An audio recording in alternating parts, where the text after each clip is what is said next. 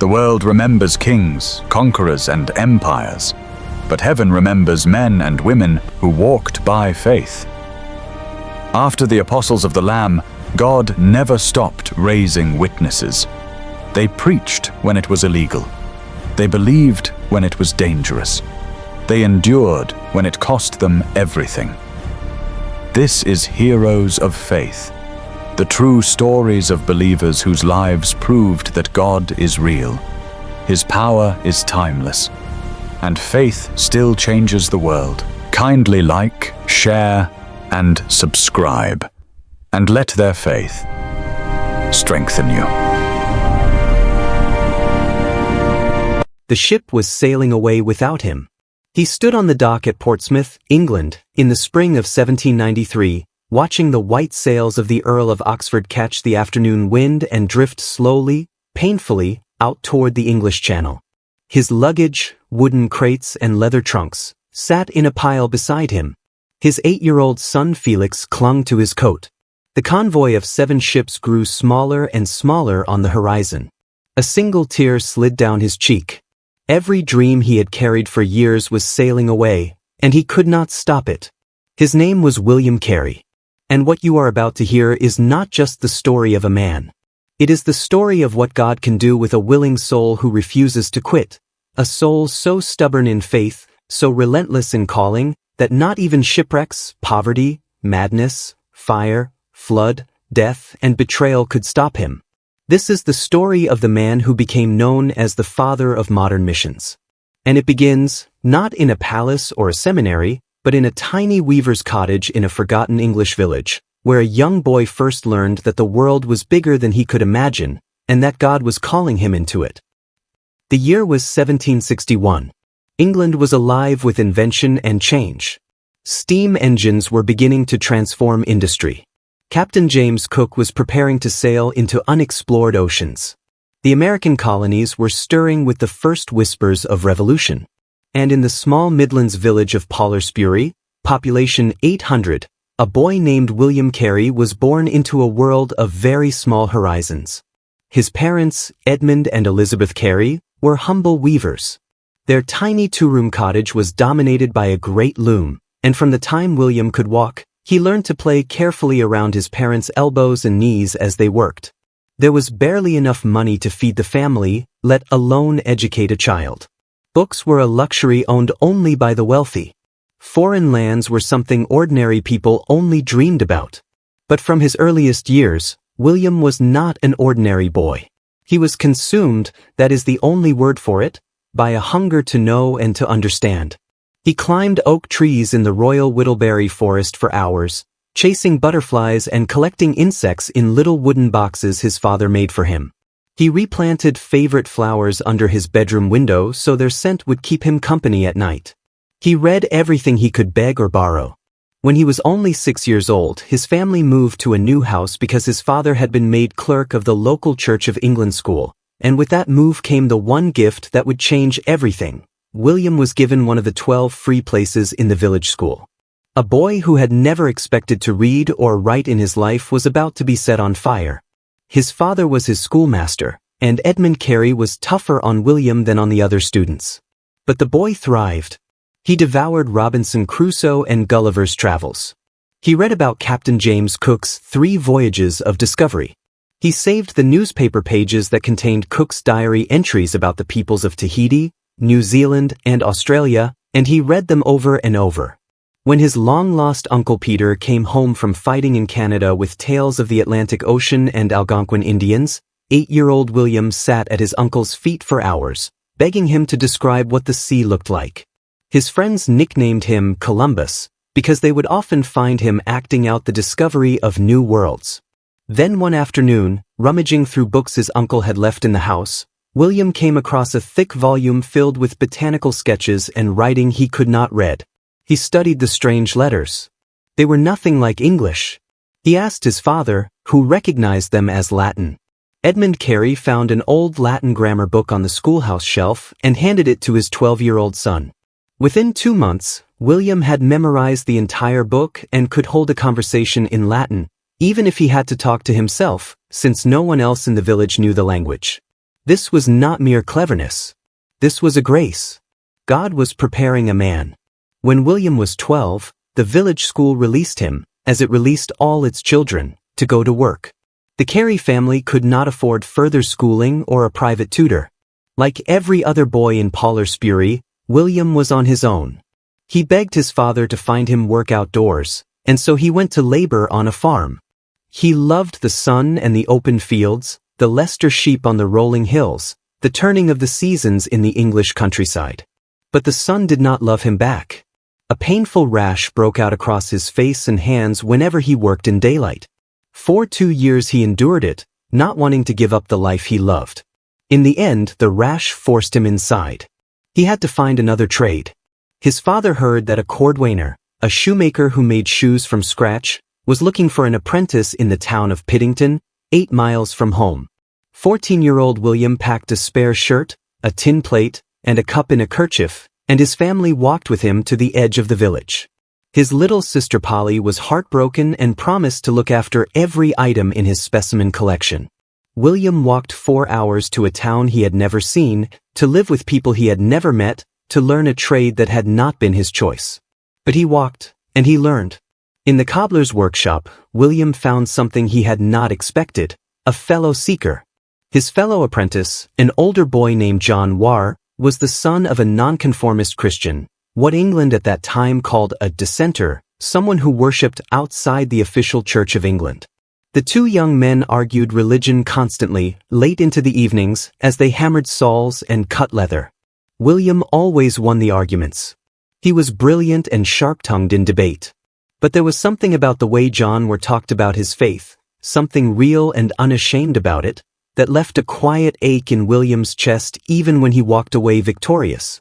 Also in the cobbler's workshop, William made a mistake he would never forget. It was Christmas, and a blacksmith played a trick on the young apprentice, palming him a counterfeit brass shilling as his Christmas gift instead of a silver one. Standing at the shop counter, holding the quill pen he had wanted for weeks and realizing the coin was fake, William did what any desperate, foolish teenager might do. He reached into his master's money pouch and swapped the brass coin for a real silver one. He walked out of the shop holding the pen, heart hammering, already rehearsing his innocent face. Within the hour, his master sent the other apprentice to confront the blacksmith about the bad coin. The whole story unraveled. The punishment in 1775 England for stealing a shilling was imprisonment, public whipping, or deportation to the American or West Indian colonies for 7 years. For more than a shilling, it was death by public hanging, after which the corpse might be displayed by the road as a warning to others. He prayed. Desperately, sincerely, for the first time in his life, he prayed. God, if you get me out of this, I will never steal or lie again. I will go to church 3 times every Sunday. Just get me out of this. His master chose not to take him to the magistrate. William kept his promise and began attending church 3 times each Sunday. He also kept arguing with John Warr about religion.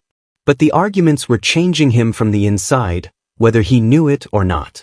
He had also, in the workshop, come across another mysterious book, this one filled with Greek. On a day off, he walked all the way back to Serampore to find Thomas Jones, an old weaver who, according to rumor, had once attended university. Mr. Jones looked at the book, chuckled, and confirmed it was Greek.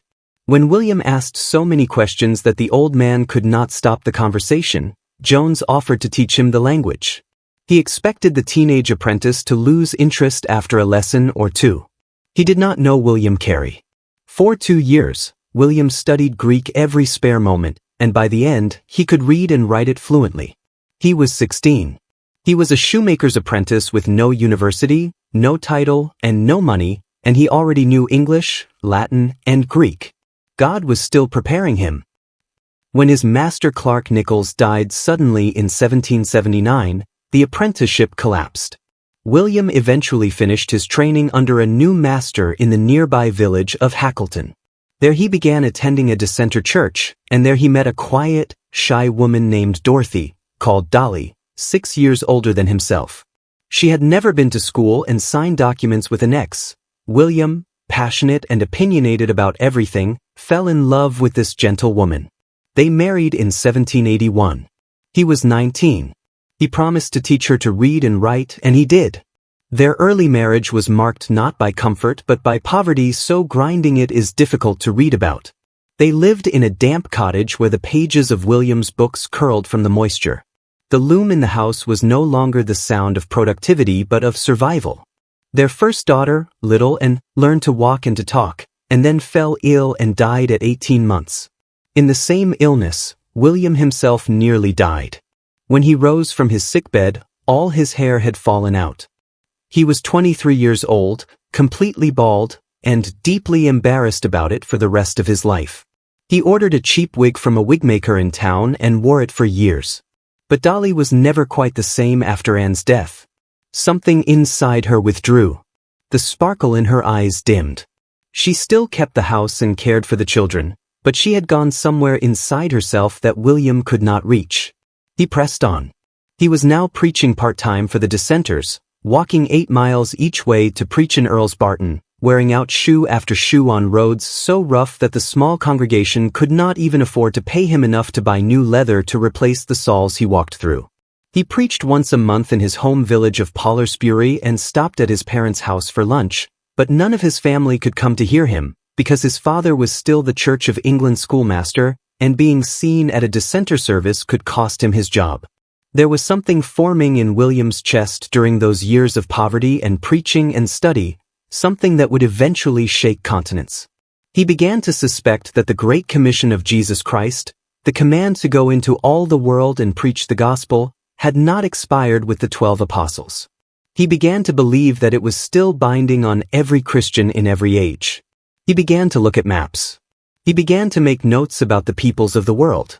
To help his students understand geography, he glued together many sheets of paper and painstakingly copied the continents of the world by hand, using Captain Cook's journals as his guide.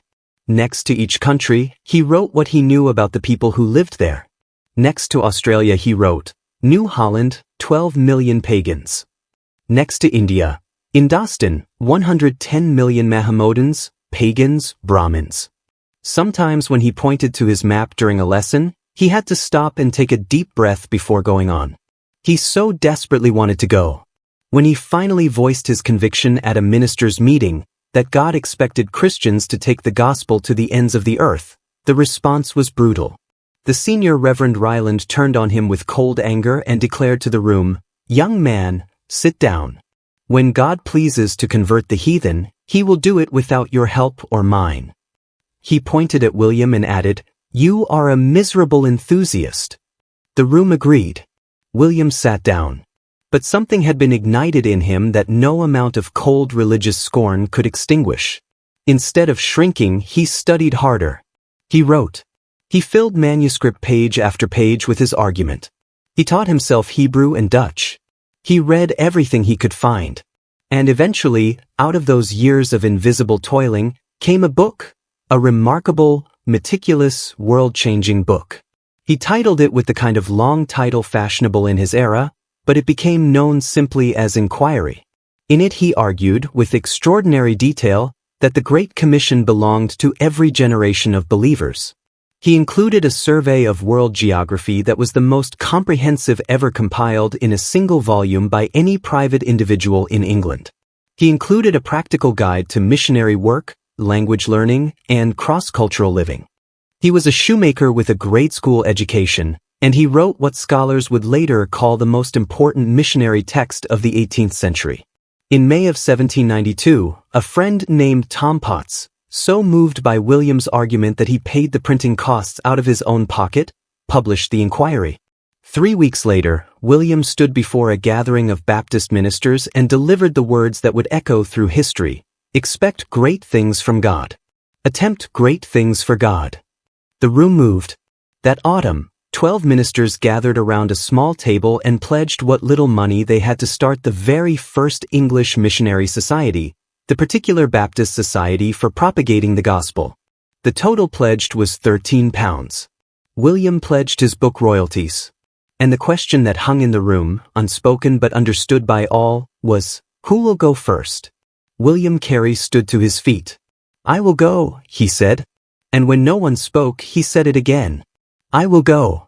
He looked at his friends, Andrew Fuller, John Sutcliffe, John Ryland, and made them a solemn request. "I will go down the mine," he said quietly, "if you will hold the ropes for me." One by one, each man placed his hand forward and pledged to support him until the day he died. It was one of the most solemn moments in the history of Christianity. The course of a life and a movement was set. Telling Dolly was another matter entirely. "What a wild idea," she screamed. She had never seen the ocean. She was pregnant. She had already buried one child. She would not go. She was final about it. William's father, when he received the letter informing him of his son's plans, reportedly shouted, "Has William gone mad? How can a person who cannot stand midday sun in England hope to survive in the tropics?" His congregation, when he told them from the pulpit, dissolved in grief. He wrote in his journal that he had never witnessed such sorrow fill a place of worship. And still, William pressed on. He arranged to sail with a Dr. John Thomas, a physician who had already served in India and was returning, on a ship called the Earl of Oxford. He would take his oldest son, Felix, and come back for the rest of the family once he was established. But when the ship anchored in Portsmouth waiting for a convoy to escort it safely through French-patrolled waters, everything began to unravel. The French and English were at war. French privateers, ships licensed by the French government to attack British vessels, swarmed the English Channel. And while they waited in port, William discovered something disturbing about his missionary partner. Dr. Thomas was deeply, ruinously in debt, £500 owed to creditors across England. Before William could process this, a worse blow fell. An anonymous letter reached the captain, warning him that the East India Company knew he was carrying unlicensed missionaries. If he took them to India, he would lose his captain's license. The next morning, the Earl of Oxford cast off without them.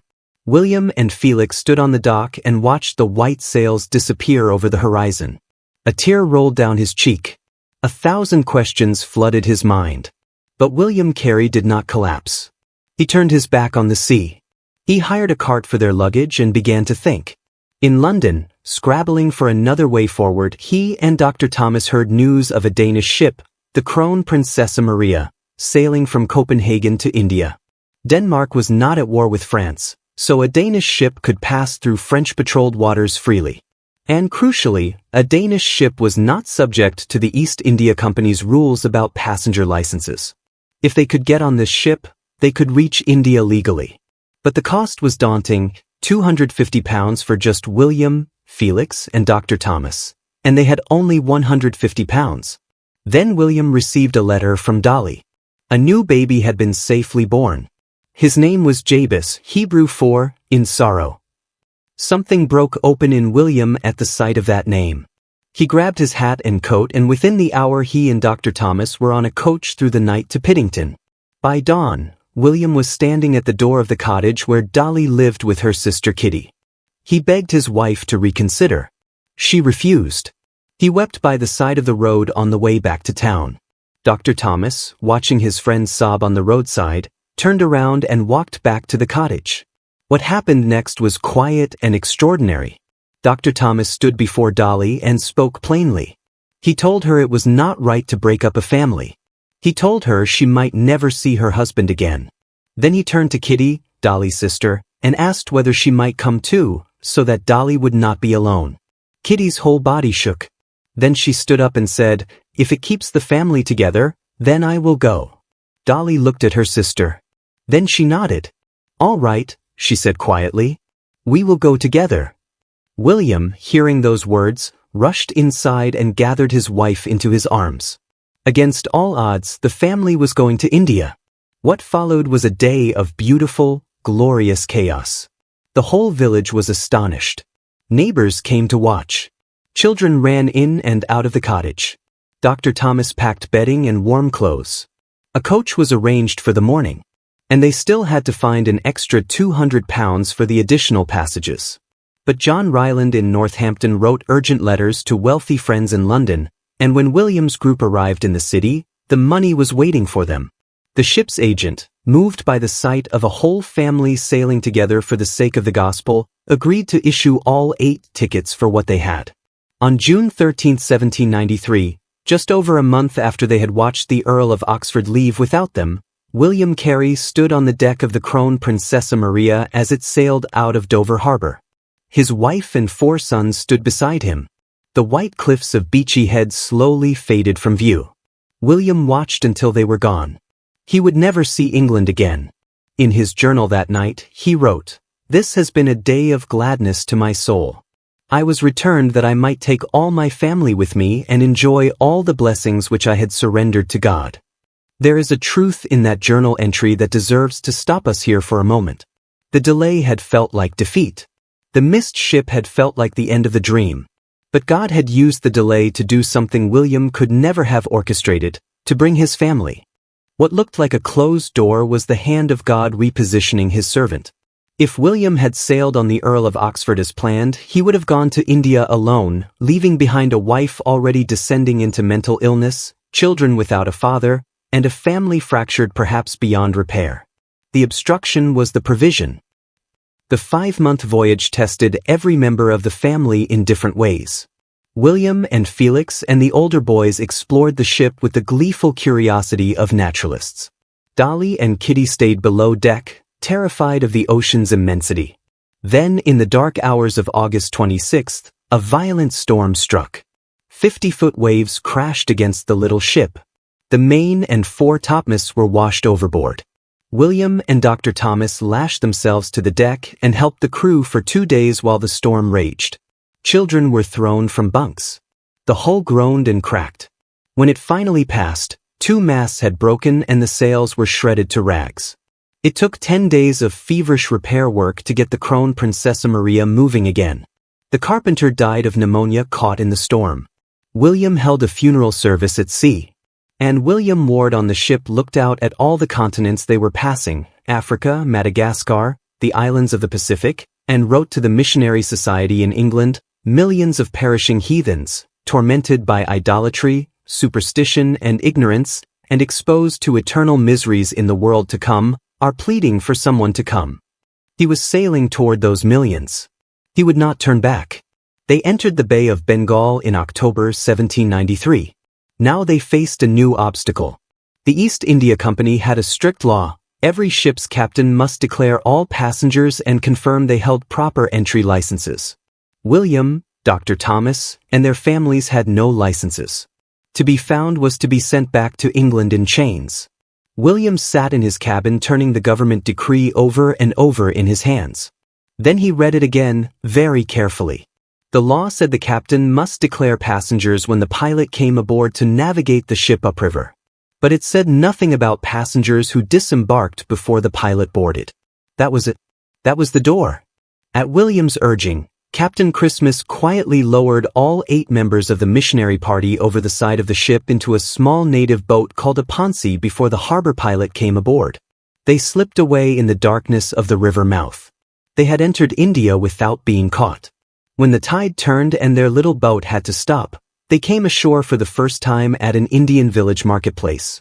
And William Carey, 48 months after first standing up to say he would go, placed both feet on Indian soil and looked around him in wonder.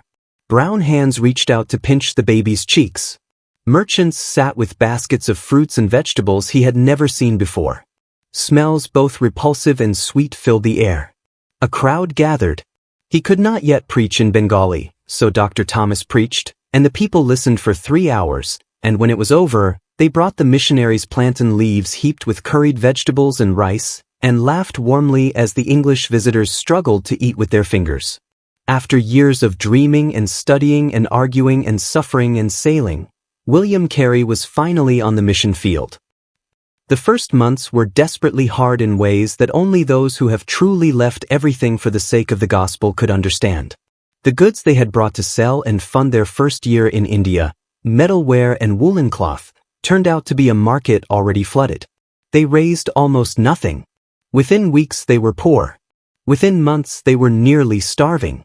Dr. Thomas, it emerged, had squandered the mission's reserve funds on luxury furniture and 12 servants for himself. The money set aside for the mission was entirely gone. Not only that, but Thomas had borrowed in the mission's name and spent that too. William stood in the street outside Thomas's mansion, unable to speak. He walked home, sat down, and wrote one of the most honest letters in the history of missionary biography. I am in a strange land, alone, no Christian friends, a large family, and nothing to supply their wants. He wrote that at night, by lamplight, in a damp room in a swampy suburb of Calcutta called Maniktullah, which was infested with malaria-carrying mosquitoes and roamed by bands of robbers. Dolly and Kitty complained without ceasing.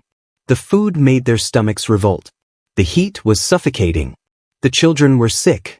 When William walked to Fort William to ask the army chaplain for help, the man slammed the door in his face because he had heard that William was associated with the debt-ridden Dr. Thomas. William walked home without even a glass of water, in crushing heat, with an empty stomach. His journal that night reads, I am much dejected. I blame Mr. Thomas for leading me into such expense at first, and I blame myself for being led. I am dejected not for my own sake, but for my family's. He could have gone home. No one would have blamed him. He had no money, no food, no converts, no shelter, no friends. He had a wife slipping deeper into mental illness and children sick with dysentery. The great missionary adventure had turned into a slow nightmare. But William Carey did not go home. He prayed. He trusted. He waited. And slowly, through a series of small providences that only look remarkable in retrospect, God moved. A friend of Rambushu, William's language helper and companion, offered the family land, rent-free for 3 years, in a remote jungle area called the Sundarbans, 40 miles east of Calcutta. It was wild, dangerous country. Bengal tigers prowled the riverbanks, crocodiles lurked in the muddy rivers, cobras nested in the thickets. The locals had mostly fled because 20 men had been killed by tigers in the previous 3 months. But William took the land. He and Rambushu pulled their little boat through 40 miles of jungle waterways, keeping their eyes on the treeline, rifles at their sides. They cleared the jungle with their own hands. They built a bamboo hut. They planted a garden. And as the weeks passed, something extraordinary began to happen. Word spread through the district that a white man with a gun had moved into the jungle near Dichata. The local people who had fled the tigers began to come back. And when they came back, they found not a colonial administrator or a company official, but a man who sat under a tree learning their language, who knew about their crops, who treated them as equals. A party of 5 Brahmins, the highest caste in Hindu society, came to William's door to thank him for settling among them. He preached in their villages. They listened for hours. Then a letter arrived from a man named George Udney, the most powerful English official in the Dinajpur province of northern India, and a sincere Christian. He had heard about William and had a proposal. A large indigo dye factory in the province needed an overseer. The job came with a 2-story brick house, 90 workers, a salary of £250 a year, 5 times more than William had ever earned in his life, and a 5-year permit to work legally in India. He would be free to use his spare time for preaching and Bible translation. William did the arithmetic. His family could live on a quarter of the salary. That left nearly £180 a year for Bible translation and printing. He wept when he read the letter. He wrote in his journal, "This appears to be a remarkable opening in divine providence for our comfortable support." After all the chaos and loss and near starvation, God had provided, not a trickle but a flood. They moved north. But the journey itself was 22 days up the river in blistering heat, and Dolly and Felix were still suffering the effects of dysentery. When they finally arrived and were welcomed into George Udney's home for a meal of venison and good bread, William sat at the table and breathed for what felt like the first time in months. From the 2-story brick house in Mudnabadi, William set to work. He visited 200 villages. He preached wherever people would listen, which was everywhere. He set up a boarding school with Rambushu as principal. He translated the book of Genesis into Bengali. He began learning Sanskrit, one of the most complex languages in human history, because he understood that to reach India's educated classes, the Bible needed to speak in the language of their ancient scholarship. He also witnessed horrors that would mark him for life. He saw a man hanging from hooks driven through his flesh, spinning on a bamboo pole as an act of worship to Shiva, the Hindu god of destruction. He arrived at a village one evening to find a widow, a young woman, silent, moving as if in a trance, being prepared for suttee, burned alive on her dead husband's funeral pyre. He pushed through the crowd. He preached. He pleaded with her and with the crowd. He promised to care for her if she would walk away. She would not. She lay down beside the body of her husband, bamboo poles were clamped across both of them, and hot butter was poured over the pile. With the crowd shouting, "Hurry, Bol!" The Hindu shout of joy, the fire was lit. William turned and walked away. He promised God that night that he would find a way to stop it. The years at Mudnabadi and then at the nearby factory in Kitterpore were years of deepening grief and deepening fruitfulness, held together in one man's life in a way that only those who have truly known God can understand. His son Peter, bright, beloved, Bengali-speaking 5-year-old Peter, fell ill with dysentery in September of 1794 and died within hours. William, still sick himself, sent Rambushu to find someone to make a coffin. Every carpenter in the area refused. They were Hindus. Their caste rules forbade them from handling the body of a dead Christian. Peter lay dead in the heat of an Indian September, and no one would touch him. Finally, 4 Muslim men agreed to make the coffin and dig the grave. William lay in his bed, too ill to attend his son's burial. And Dolly, who had already buried 2 daughters in England, did not recover from Peter's death. Something in her broke permanently. She retreated into a world William could not reach. She grew increasingly erratic, increasingly lost. In time, she would become fully and violently deranged, threatening the family and the children. But William, who had been urged many times to commit her to an institution, always refused. "She is my wife and the mother of my children," he said. "I will keep her with me until the end." He did. For 13 more years, he kept that promise. 7 years he worked in India with not a single convert to show for it. He could fill a village square with 300 people who would listen to him for hours. He could hold morning devotions with his factory workers, who nodded enthusiastically at the gospel message. But no one would cross the threshold. No one would break caste. No one would say publicly, "I believe." William did not give up. He translated. He studied. He preached. He wrote. He survived a near-fatal bout of malaria. He survived the wild animals of the Sundarbans. He survived poverty, bereavement, betrayal, and the slow grinding heartbreak of a wife going mad beside him. And then in late 1796, a knock came at his door. A young Englishman named John Fountain stood there, a new missionary sent by the committee in England, the first recruit. The mission was growing. And in 1799, word came that a larger group of missionaries was on its way, 8 adults and 5 children, arriving in Serampore, the Danish settlement just north of Calcutta. But they arrived in a hurricane of trouble. The captain who brought them was threatened with losing his license because his passengers had declared themselves as Baptist missionaries, an unlicensed occupation under company law. The newspapers called them papist spies. The East India Company demanded the captain hand them over. They escaped to Serampore and threw themselves on the mercy of the Danish governor, Colonel B., a committed Christian who gave them visas and shelter. William faced a decision. He had invested everything in his factory in Kitterpore. But 13 people were stranded in Serampore without a leader, and among them was the man God had been saving for this moment, William Ward, the young printer from Hull whom William had met on his speaking tour of England years before and told, "If God blesses us, we will need a printer in India. I hope you will consider joining us in 3 or 4 years." William Ward had never forgotten. He had come. William sold what he could and moved to Serampore. And in that small Danish settlement on the Hooghly River, something that had never existed before in the history of Protestant missions began to take shape. The Serampore mission was unlike anything that had been attempted before. The missionaries, William Carey, William Ward, and Joshua Marshman, who with his remarkable wife Hannah had also come in that group, lived together in a large house as a Christian community, pooling all their income, making decisions together, holding Saturday night meetings to work through disagreements before they became grudges.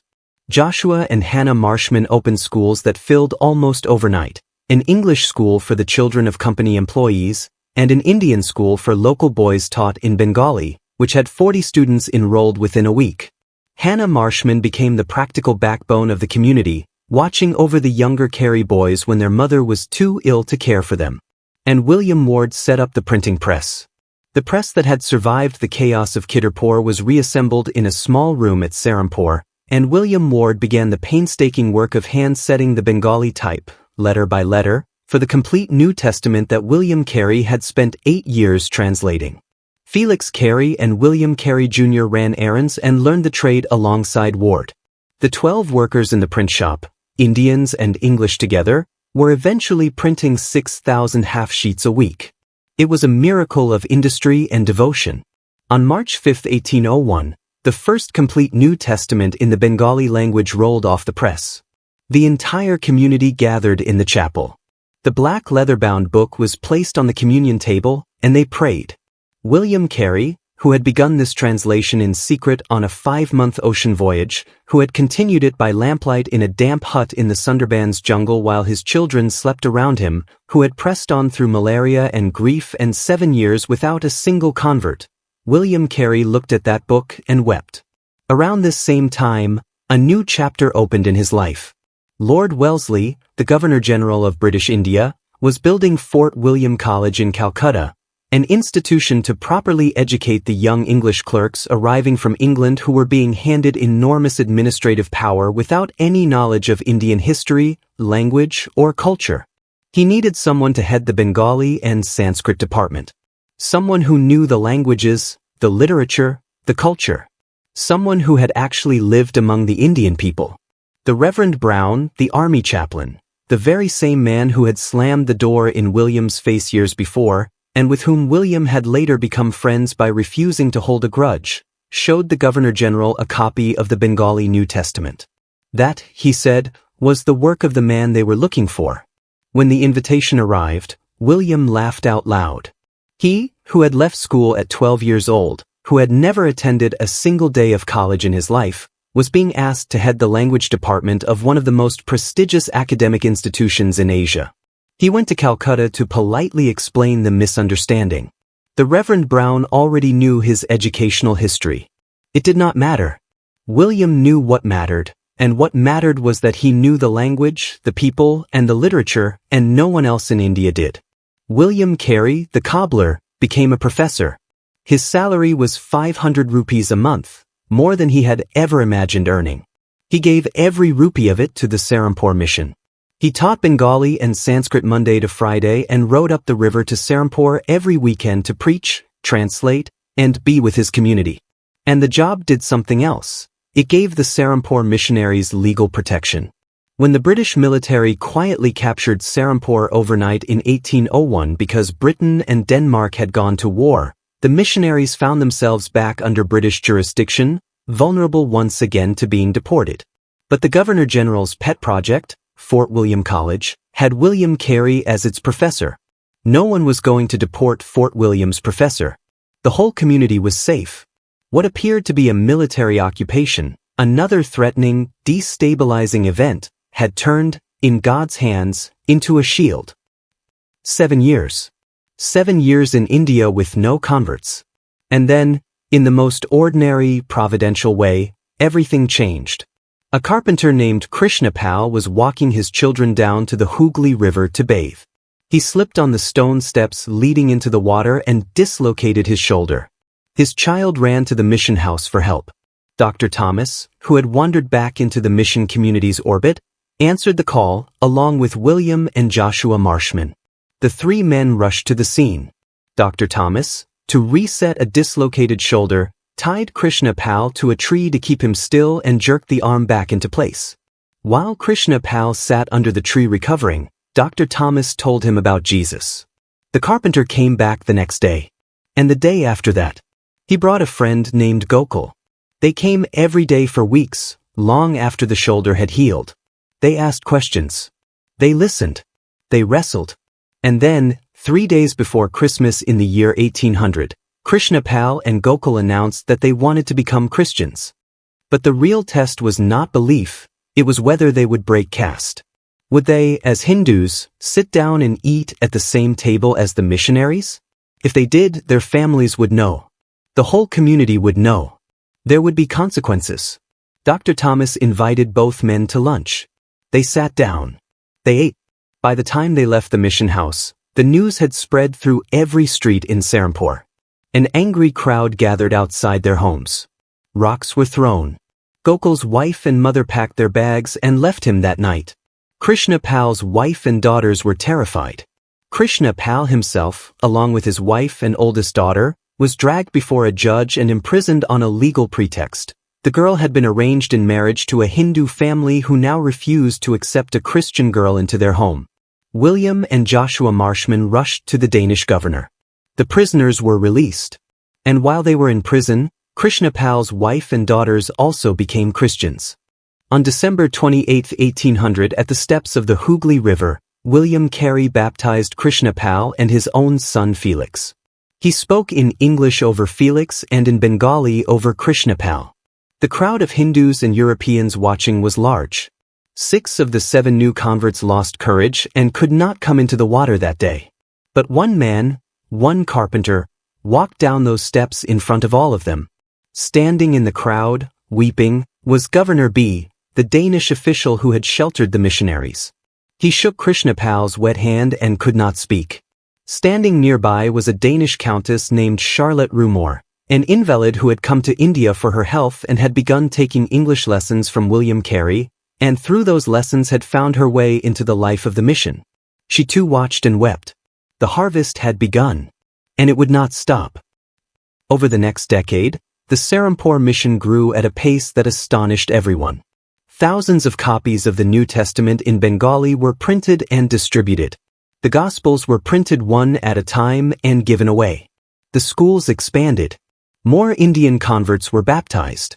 More missionaries arrived from England.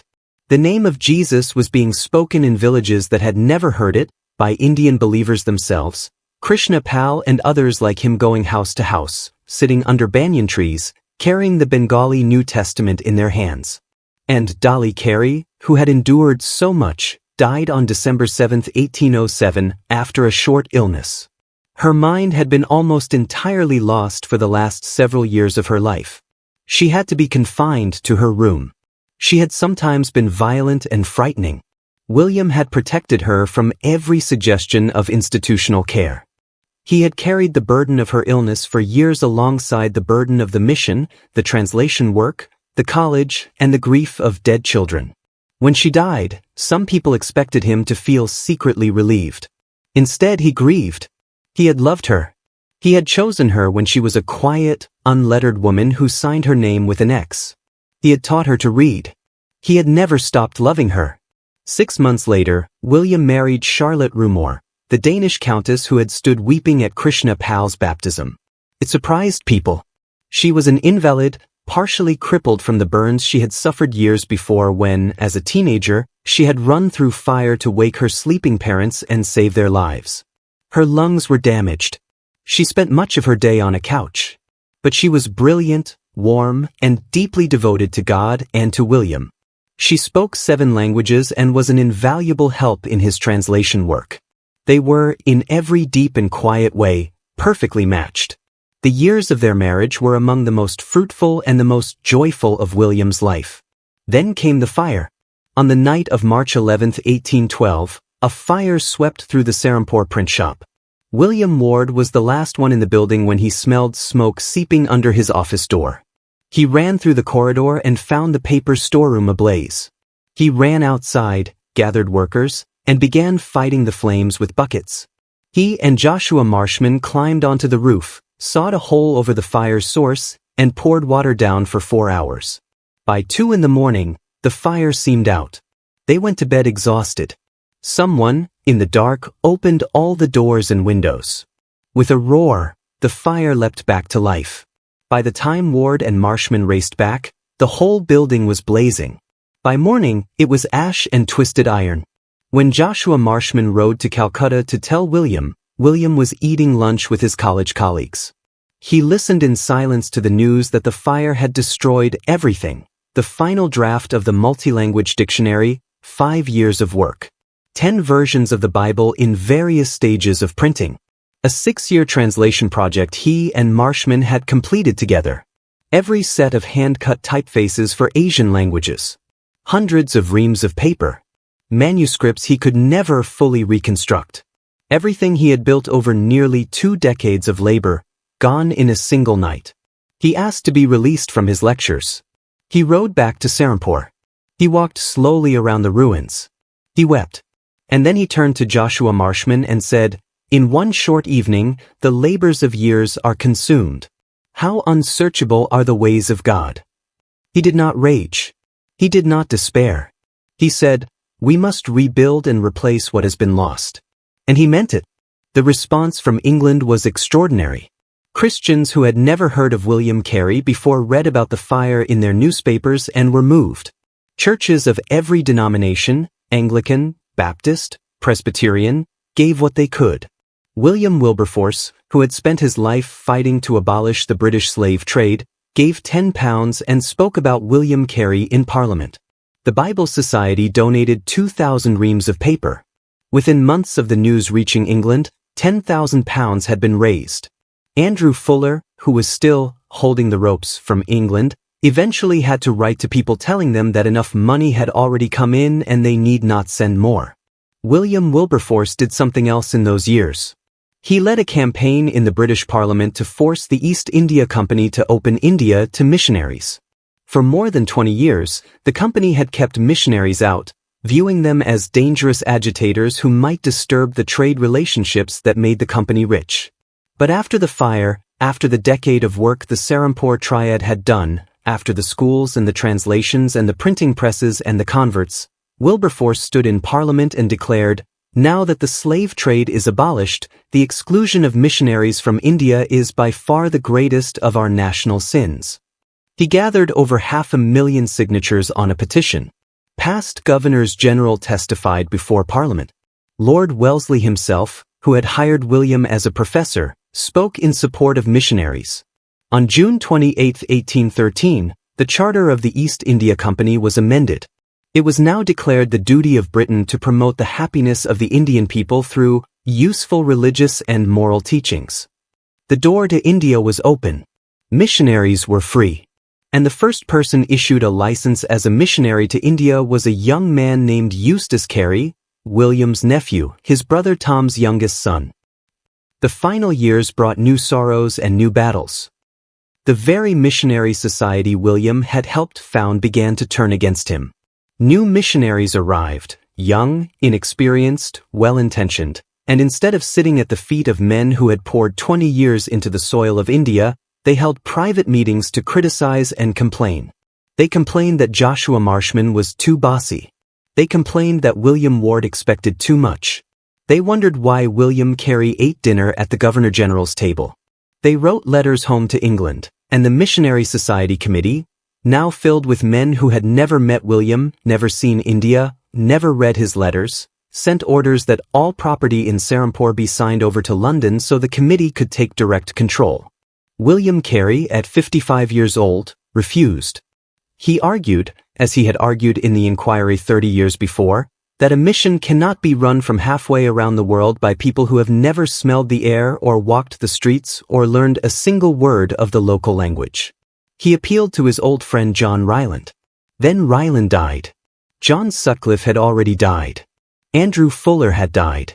All 3 of the men who had stood around that table in 1792 and promised to hold the ropes, they were gone. William was alone in a way he had never been before.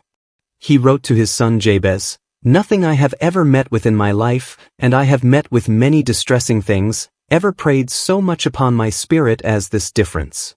Charlotte, his beloved Charlotte, died on May 30, 1821. Her health had been failing for months. William had carried her into the garden each day until she could no longer bear the journey. Her death was the saddest day of his life. He had been married to her for 13 years and 3 weeks. 3 more deaths followed in quick succession. Krishna Pal, the mission's first convert, died of cholera, a man who had spent 20 years as an evangelist, going house to house, village to village, carrying the New Testament William had translated. William Ward, the faithful printer, the man who had come all the way from Hull in northern England to keep his promise, contracted cholera and was dead within 24 hours. He was 54. Then Felix, William's oldest son, who had established a mission in Burma and vaccinated thousands against smallpox and then lost his entire family in a shipwreck and wandered lost for years before coming home to Serampore. Felix died of liver failure at 37.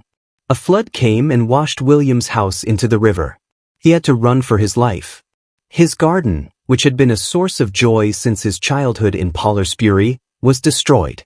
Giant mahogany trees swept down the river and crashed through his greenhouses. He rebuilt. He replanted.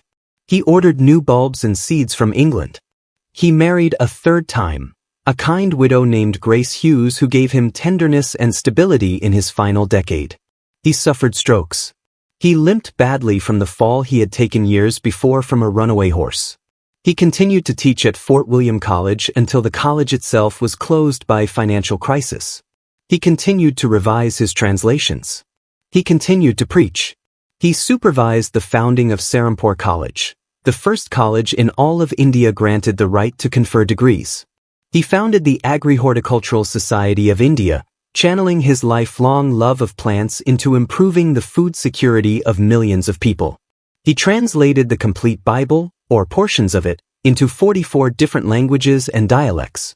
And on December 4, 1829, after nearly 3 decades of articles and reports and campaigns by William Carey, Lord Bentinck, the Governor-General, signed an order declaring the practice of sati, the burning of widows alive, illegal throughout all of India.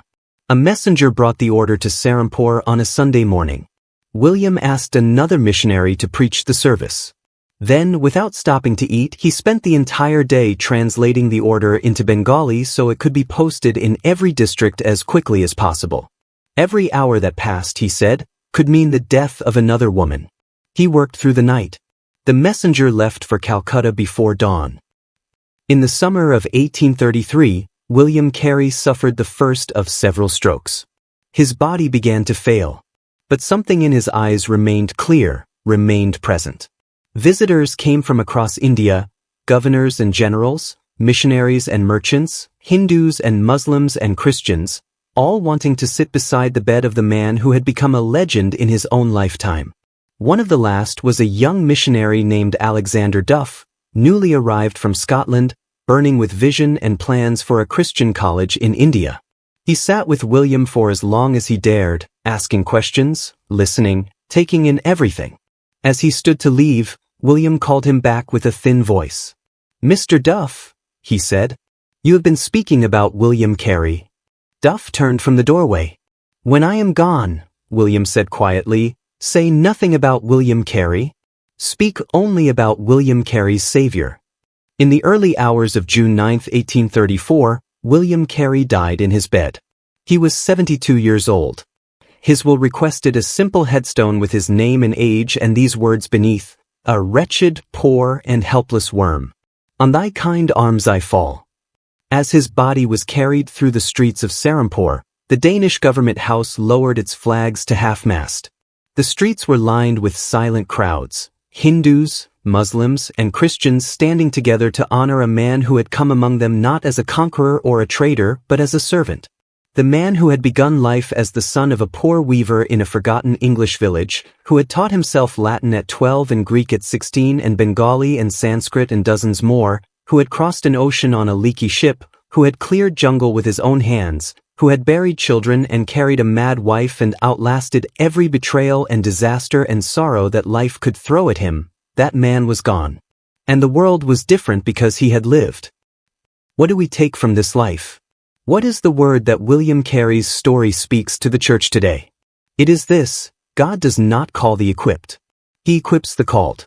And he equips them slowly, invisibly, in the dark, through farm labor that ruins the skin, through a cobbler's workbench stacked with borrowed books, through a Latin grammar found on a dusty shelf, through grief and poverty and a rash that forces a boy off the farm and into a workshop where he will one day meet the man who first plants the seeds of true faith in his heart. Every obstacle William Carey faced was, in the end, a preparation or a provision. The skin rash moved him away from farming and into a trade where he would have time to read and study. The missed ship brought his family to India. The hostile ministers who called him a miserable enthusiast drove him to write the most important missionary book of his century. The 7 years without converts produced a man who had learned to trust God rather than results. The fire of 1812 opened the hearts of Christians across Britain who had never prayed for India. The very government that persecuted missionaries for 20 years ended up giving William a platform in its most prestigious college. He suffered things that would break most men: the deaths of children, the madness of a wife, the betrayal of colleagues, the loneliness of decades without fellowship, the physical pain of tropical illness and broken bones and strokes. He never achieved popularity in his own lifetime among those who should have celebrated him most. He gave away everything he earned. He died without fanfare, asking only that people say nothing about him but everything about his Savior. If you are watching this today and you feel overlooked, obscure, delayed, or defeated, William Carey's life is God's personal answer to you. The cobbler who shook the nations was, for decades, just a young man sitting in a workshop by lamplight, reading borrowed books, trusting a God he could barely see. His qualification was not talent, though he had extraordinary talent. His qualification was not education, though he educated himself against every obstacle. His qualification was one thing: he said yes. He stood up in that cold room in 1792 and said, "I will go down the mine, if you will hold the ropes." God held the ropes. And through one willing, stubborn, broken, brilliant, grieving, faithful man, the world was never the same again. Expect great things from God. Tempt great things for God. If this story stirred your heart, share it with someone who needs to hear it. And if you are new here, this channel exists to tell the stories of the men and women who have walked before us, so that their faith might stir ours. Subscribe and we will see you in the next story.